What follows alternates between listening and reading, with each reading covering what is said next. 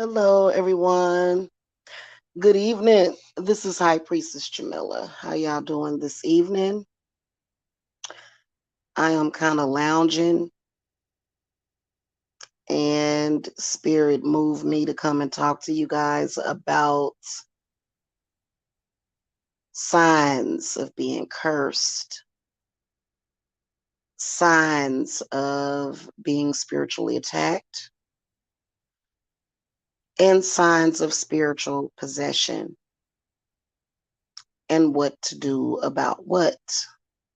And then also, I wanted to talk about what to pay for spiritual work. I think that that's really important. In fact, we're going to get into that first.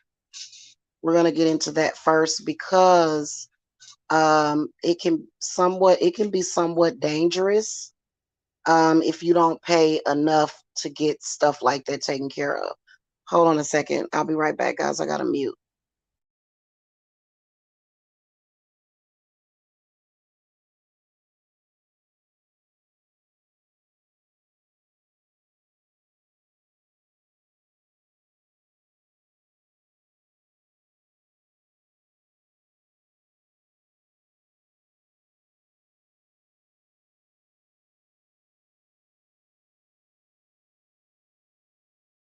I'm sure you don't want to hear about what I'm talking about. Sorry, guys. Soraya Javid said, can we do a reading? Oh, I'm not doing any readings tonight. If you want a reading, you can schedule one tomorrow, hon. Thank you for coming. So, so let's talk about it. Um, let's start off by talking about the dangers of tapping into or even touching a curse without enough sacrifice, unless you're going to attempt to remove it yourself. That is always an option. I think that you should have someone to guide you. Sure, you're welcome, sweetie. You're gonna want to have somebody guiding you. Okay. At least somebody that you can go and ask questions to if you've never touched it before, but you know a little bit about it. And you think, well, I can't really afford to go to somebody that can give me quality work. Let me tell y'all the main things, and I want to start this discussion off with this. Okay. And I'm pretty sure that a lot of spiritualists are going to agree. If you do not pay enough for spiritual work, number one, you run the risk of wasting and throwing away your money. It may not work. Number two, you can run the risk of backfiring. Even some of the most love and light spells, curse reversals, are considered to be deliverance. Protection and cleanses are considered to be deliverance. But you cannot touch it if you don't pay enough. This can be dangerous. This can be dangerous for the practitioner, and it can be dangerous for you. Do not touch a curse without making enough sacrifice. The money that you pay a spiritualist is a sacrifice. This is the reason why there's people, they'll be in these groups, They'll be doing discount rated spells for each other, and the dog dies, the bird dies, the fish dies, your house floods. Worst case scenario, something happens to somebody in your family. You do not ever touch spiritual work without charging enough or without paying enough. Okay? If you're talking about curse reversals or removals or cleanses, even with some love workings, love workings can get complicated. I have been working necromancy for years. If somebody has a deeper level of understanding, then you understand what soul retrieval is. What is a soul retrieval? A soul retrieval is when you actually get a soul back. That's going to be 60% of your love problems. So don't ever, I swear to God, this man, you know, do not touch it. It's best to not touch it and pray. Now, if you don't touch it, then 9 times out of 10, you won't progress in life. For example, if you have a bloodline curse on you, you can be protected from the curse harming you sometimes. It depends on what it is. But certain curses cause blockages. And it's better to be protected from that. So if you say, okay, well, I want to do this and I want to progress forward, a lot of times that curse will stop you. And I'm not real sure why, but you can be protected from it harming you, but a lot of times at the same time, you're blocked, you're binded, you're oppressed, you can't get nowhere. So that's why you see a lot of people walking around with curses on them. They can't get far in life. They're alive. Yeah, that's amazing. But they usually feel very oppressed. They usually feel very sad and depressed. And there could be a number of things going on that is leading them to sadness, depression, feeling unfulfilled in life. Okay. Now, signs of a curse. If you are cursed, it's not going to necessarily be an external sign of that. This is going to be something that is within you. Okay. For example, if you walk outside and the world is just crawling with possessed, cursed people, everybody knows that. You walk outside and you run into a psychopath with a gun. Okay. That doesn't necessarily mean that you're cursed. That means that other person might be cursed. Okay.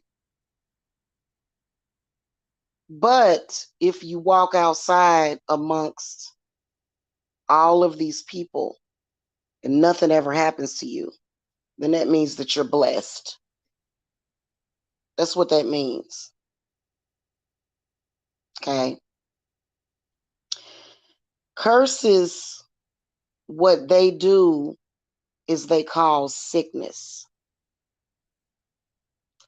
They cause you to possibly have obsessive thoughts. They may cause you to have health problems. They may cause you to be overweight or underweight. Curses may cause you to think really negative thoughts. One of the major symptoms of curses that I have observed throughout the years is heaviness in the chest, heaviness in the heart, feeling sick at heart is what most people report to me. And another can be headaches, dizziness, depression, anxiety, not wanting to get out of bed, not washing yourself,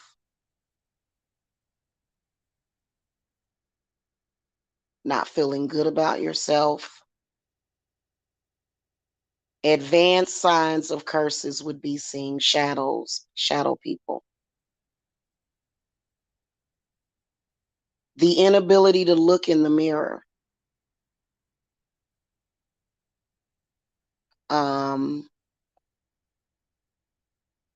You wake up one day and you look in the mirror and you don't recognize yourself.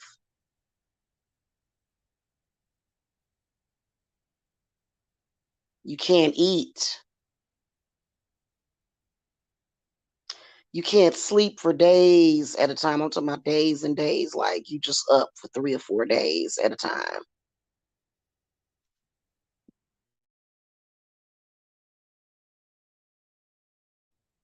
Hey, Ziana, I'm not talking about insomnia. Sometimes spirit will keep you up well into the witching hour. It's a sign that there's work that needs to be done.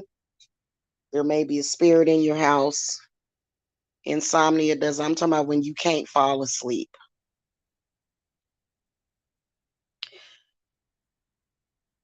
You, all of these things are internal. These are things that you experience that are external. Okay. Not feeling good about yourself, feeling very negative about everything. Okay. What to do about that? What I would recommend is a reversal protection. If you reverse a curse and you end up cursed again, this can either be somebody sending you curses or you could have a curse through your bloodline. Okay. So the only thing that you can do about curses is to break them and reverse them. Okay. You'll probably also need an exorcism because curses typically come with bad spirits. Okay. Now, signs that you are being spiritually attacked: vertigo, headache, twitching of the body, restless legs.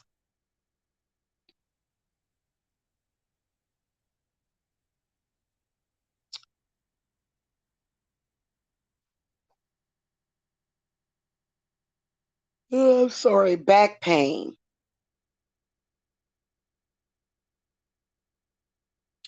dizziness,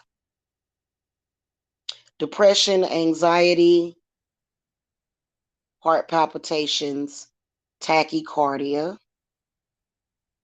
feeling really drained,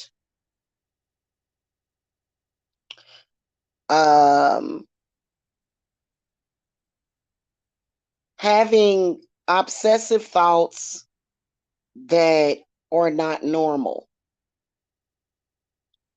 Especially, let's say you're having a great day and you're just like, hey, today is a day. It's the sun is out, hey. And all of a sudden you start to think weird thoughts, like just some kind of negative stuff out of the blue. That's a sign that somebody is psychically attacking you. Okay. Yeah, you're right, Ziana. Um, feeling a lump in your throat, sciatica, gas, bloating,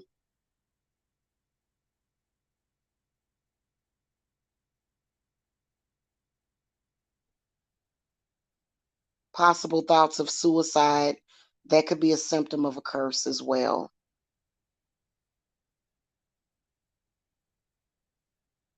Everything sounds louder. Like things just sound louder.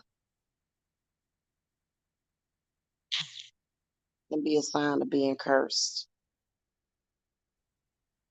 Okay.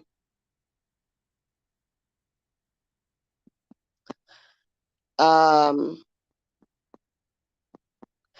all of a sudden being angry at God is one that I've heard before throughout the years. Having an anger towards God. Okay. Can be a sign of being spiritually attacked.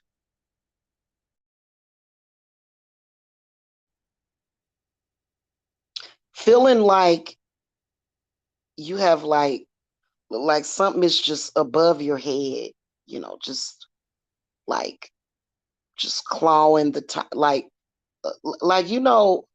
just feeling a neck pain, just weird pains throughout the body. Okay.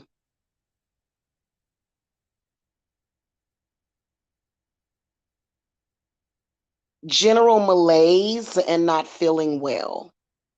Now, you're not like okay, it's normal for you to not feel well every once in a while. But what's not normal is for you to be feeling malaise all the time. Like you just have a fever or something all the time. You take your temperature, nothing's wrong. There's no fever.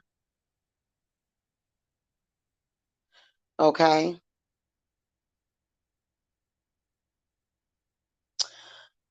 Um, what to do about being psychically attacked? There are a number of things that you can do. The sound of running water, the sound of the ocean, any kind of water sound. Now, sometimes you can become sensitive to those sounds, and anything like start with sound therapy, nature, okay? White noise, brown noise, or pink noise, okay? Psychic protection. You need protection, meditation, a vigil candle. Psychic attacks are very common during the full and the new moon because people that may not like you, if it depends on your spiritual gifts, if you have not been diagnosed with having these spiritual gifts, something like being very telepathic, okay? Being a telepath is probably one of the worst things ever, okay? Being an empath is even worse.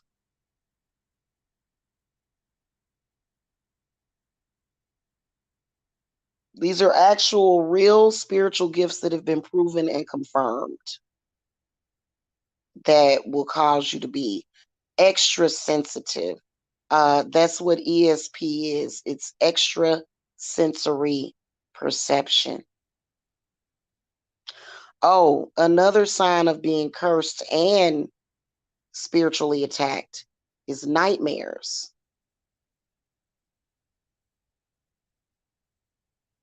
Nightmares can be a sign, especially if it feels unfamiliar. Like, what in the world was that? Or if it's particularly weird, something very strange going on during that nightmare. Okay. Um, Also, if somebody is spiritually attacking you or has put a curse on you, you're gonna have a weird sense of being followed, like this awful sense of dread. Okay. Now, spiritual possession is a whole other thing. Symptoms of spiritual possession: numbness will be the first thing that you feel. You just feel numb. And people that are spiritually possessed will complain about feeling numb in certain areas, legs, arms. Your lips will feel numb. Okay. Tingling, too much tingling. Be careful when your leg falls asleep. Okay, that can sometimes be a sign as well.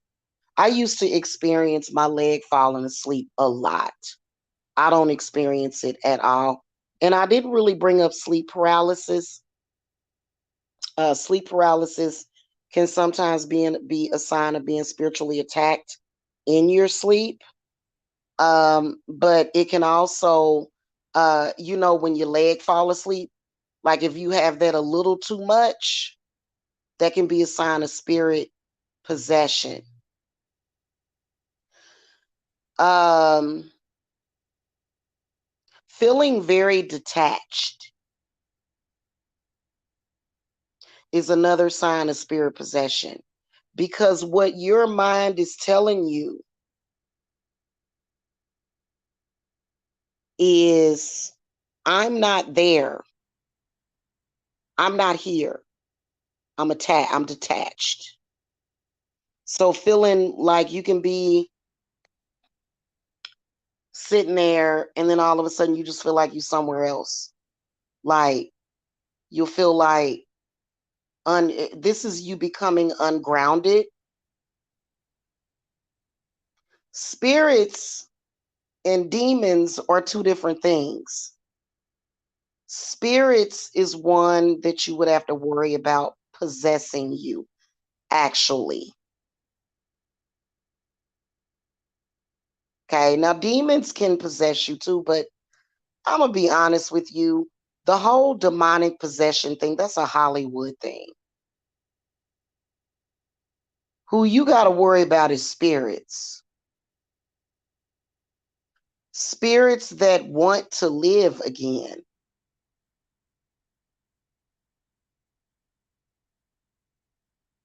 Okay.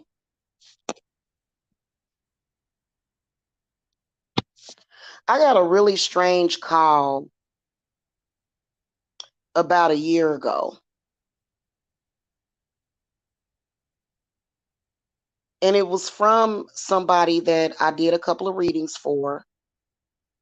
And she was telling me how another psychic and spiritualist was telling her that she could bring her friend back from the dead. Like this person actually had died.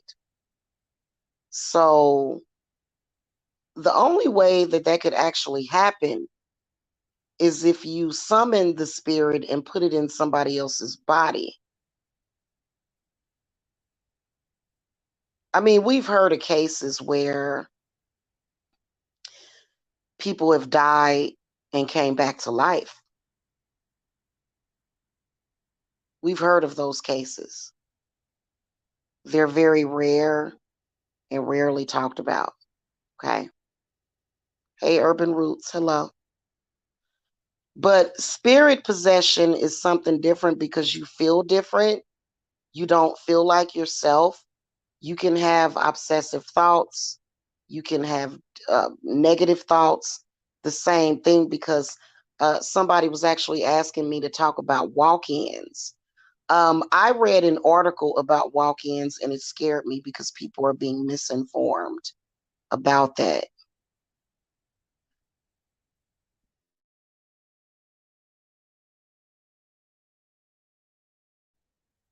The article that I read was a Christian article.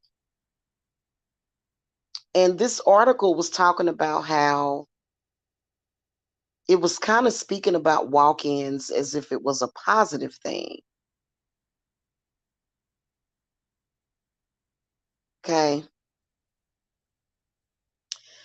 And it was saying something about a person can agree to it was so weird. Listen, you mean if you are a decent person, you wouldn't necessarily want another spirit taking over your body. You want to be you. Because technically, if a spirit enters into the body, I believe in my heart of hearts that it causes decay of your physical body in illness and sickness. I do not believe in that. Okay. Hey, Cass. Hello. Oh, nice. That's nice. Welcome back. For example, now I will tell you that some of the things that we see in Hollywood make sense, like in Insidious. You remember when the father got possessed by that spirit and his hands and fingernails just looked like dead. Like it just didn't look right. Right. Well, so spirit possession, especially if you are a medium and especially if you are not protecting yourself or if you don't have High Priestess Jamila looking out for you. Okay.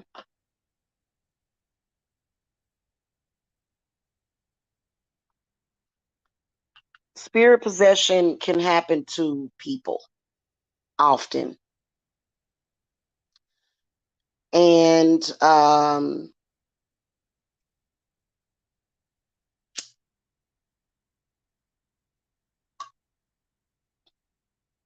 it can happen to people often.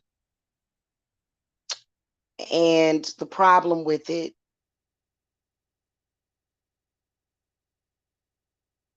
is that it's still considered possession, even though it's spirit possession.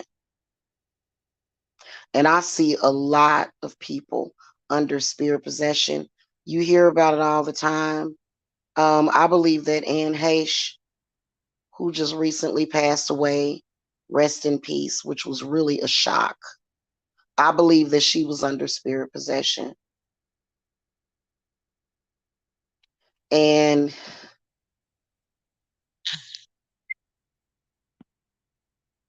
even though she was high on cocaine,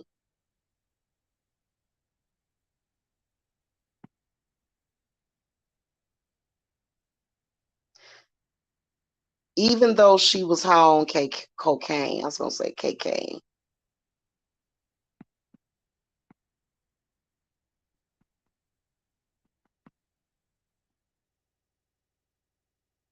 um, drugs like cocaine will actually open you up faster to spirit possession.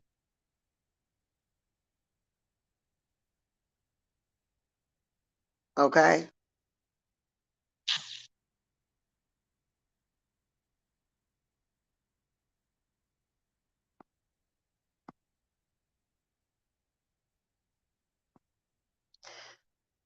Um,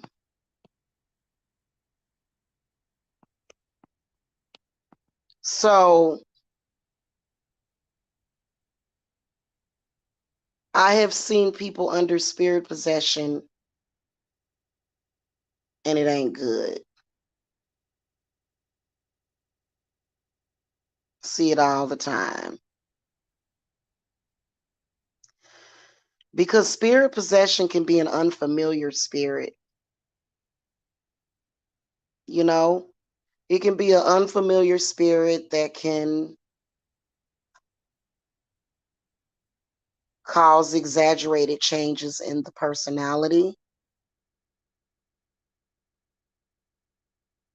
And depending on if it's a good spirit, I mean, I personally, as a human being, you are supposed to, be a little sad when something sad happens, or you're supposed to be joyful or happy when something good happens. There may even be things that may upset you or make you angry. That's normal. Your spirit is meant to fluctuate, your own spirit. But a lot of times, when a person is under spirit possession, they tend to flatline, or either they go on the extreme high or the extreme low. So you can pretty much tell, like, I can tell the difference. I've learned the difference, and I don't even have to throw the cards when I'm doing readings for people. I don't even have to know a person. It just instinctively, I know that either they're cursed, being psychically attacked, or under some kind of spirit possession. And the way that you deal with that is cleanses, exorcisms. People always think of, when you talk about exorcisms, they always think about demons. No, sometimes you have to be exorcised of spirits. Okay, unfamiliar spirits that you don't know.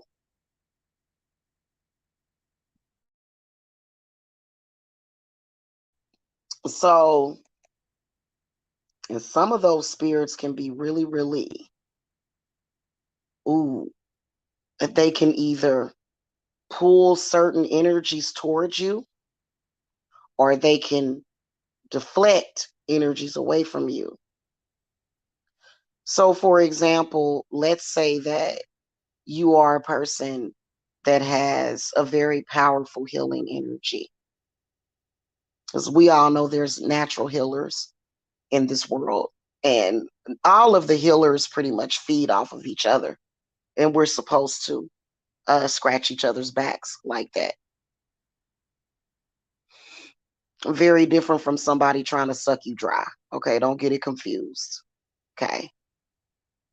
But let's say you're a healer and, animals just perk up to you. They just love you. And, you go outside and butterflies and bees and even sometimes hornets and flies and mosquitoes, because being bitten by a mosquito is actually a good sign. Okay. A lot of people take it as a curse, like, ooh, because it hurts and then it itches. But, getting bit up by a mosquito is actually good sometimes, because that lets you know that you are in tune with nature. And so let's say that you are that type of person. And then all of a sudden, a spirit possesses you. And the next thing you know, plants are dying, animals are dying, people are dying, things are different. Spirit possession. That spirit is causing that to happen.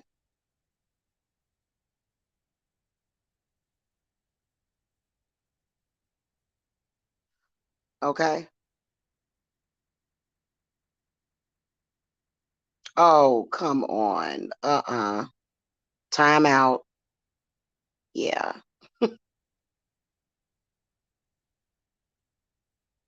Time out for that person, XK. Time out. Okay.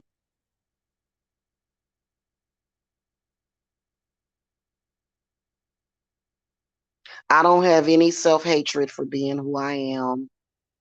I feel that I am a very, very knowledgeable person, very wise beyond my years, always have been. I don't have self hatred. Being a witch is not a bad thing, it's a good thing, especially being that I'm a good witch, that I help people. So, I'm sorry if you guys like to pay attention to the bad witches all the time. You know, there's no self hatred over here. I do what I got to do. I am a Cancer sun sign, and I'm on the cusp of Gemini with a Gemini dominant chart.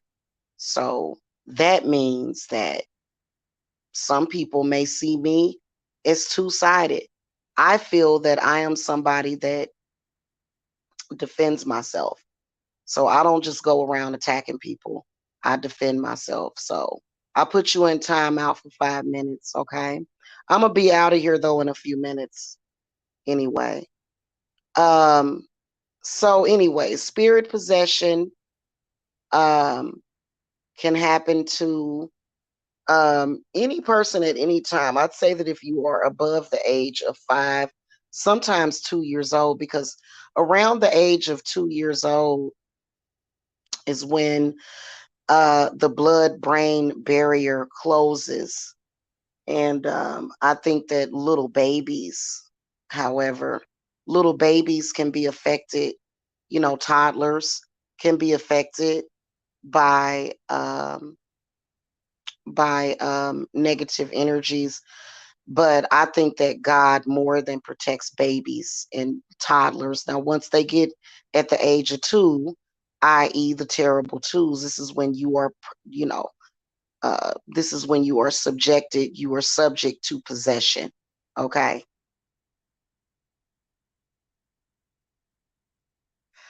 Glenda was definitely a good witch, Cass, but she had an evil streak because why she steal that lady's slippers? She was still kind of wicked. I don't know, I guess she was punishing the wicked witch. She said, "Oh, she said, I'm taking these. Let me get these." And I guess it was payment for her tormenting the town. She said, "Let me take your ruby slippers and give them to Dorothy." So she kind of had like a little mean streak to her. Even Glenda was not all love and light. So, oh Lord, that's actually a good movie. I might watch that later. I don't know. So anyway, if you have any of these problems, you know, should definitely seek out some help or either do research on it. You know what I'm saying? I'm the type of person where even when it comes to my hair, I do my own hair. I don't really let nobody touch my head except for my daughters. I'll let them do my hair. But I don't let people touch it. I like to have my head rubbed sometimes by my loved ones, but just to go somewhere and have somebody with their hands in my head. So, that's why I do all my work on my own. Um, Funny how, and it's not suggestion, but funny how when people have these symptoms, they'll go to the doctor can't find anything. They go to a spiritualist. Boop, they're fine. So that's not a coincidence, you know. It's not anything fake. It's not a lie. It's not some kind of hypnosis. I don't even know how to put people under hypnosis. I don't know how to do that. But it is what it is. And again, I'm gonna end this discussion. But thank y'all for coming. I appreciate the chatters and stuff. Um, be careful with, how they say That you know how people say when the government comes up to you and says, "Hey, I'm going to give you something for free," how they don't trust it. Same thing with free spiritual work. Don't do it. Man, I done seen too many people do that, and blood sacrifices end up happening. Like I said,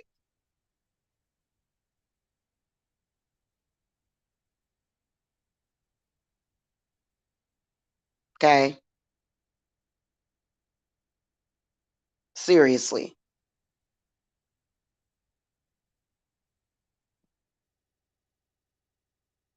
Yeah. So just be careful with that. That's a serious thing. You know, am I the only spiritualist talking about that? I don't think so. I don't think I'm the only spiritualist talking about that.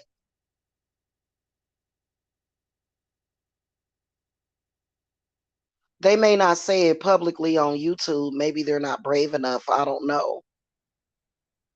But I'm sure that they say that during their spiritual consultations.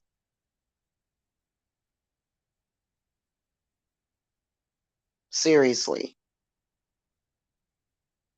Just be careful with that. Like, it's okay for me to, like, when I run specials, like, for example, my curse reversals, they're on the website for 500. It depends on the situation. Okay. Um, but if I'm running a special on something, that's okay. Because I ask my spirit guides before I even do that. But somebody promising you they can remove, you know, curses, for $100 special, or even if they say they're gonna do it out the kindness of their own heart, I would question their motives behind that.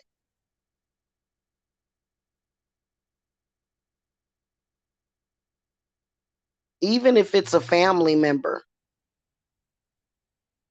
I charge family members. The only people that we can safely remove curses from would be our kids and our husband, or either our lover. Otherwise, aunts, uncles, cousins, they got to pay.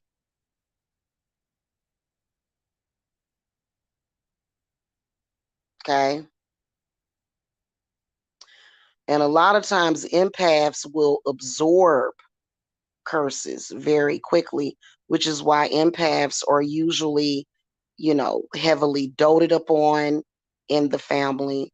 But you still got to be careful because that stuff will start tearing you down big time. Okay. Unless somebody's paying your room and board, and you may be renting a room from them, then you know you're doing barter and trade.